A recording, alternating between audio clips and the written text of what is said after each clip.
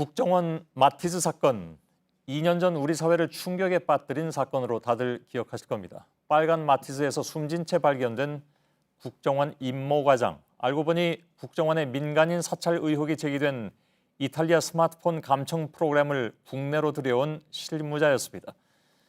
자살 직후의 임 과장에 대한 타살 의혹부터 국정원의 조직적 사건 은폐 의혹까지 수많은 문제들이 제기된 바 있습니다.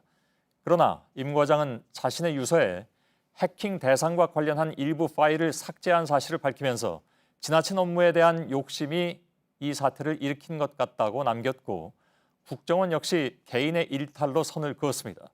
그 이후에 언론과 수사기관은 물론이고 정치권까지 나섰지만 사건의 실체는 제대로 밝혀지지 않았고 결국 이번 정권의 국정원 적폐청산 리스트에 이름을 올렸습니다. 저희 취재진은 임 과장이 숨지기 직전까지 사용했던 휴대전화를 입수해서 이를 복원했습니다. 임 과장이 국정원 직원들과 주고받았던 수많은 문자와 통화 내역을 확인한 결과 그동안 알려지지 않았던 사실들을 찾았고 기존에 발표된 내용과 다른 정황들도 포착됐습니다. 먼저 이호진 기자의 보도입니다. 국정원 임모 과장이 마티즈 승용차에서 숨진 채 발견된 건 2015년 7월 18일 오전입니다. 임 과장의 휴대전화에는 다급했던 구조 상황이 남아 있습니다. 경찰과 소방관이 위치 확인에 이어 문자 메시지를 보내지만 아무 답도 없습니다.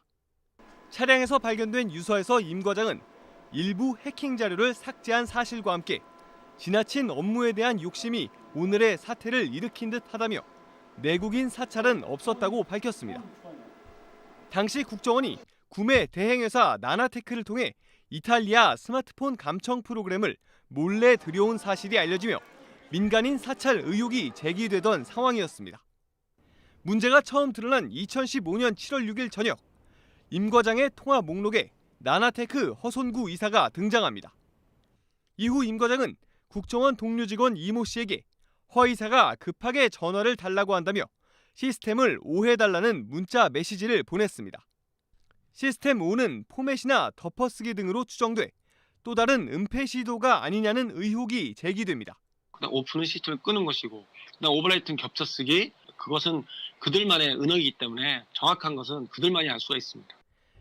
임 과장이 자의적으로 삭제를 했다는 국정원의 주장과 달리 임 과장 혼자만의 판단으로 이뤄지지 않았다는 정황도 보입니다.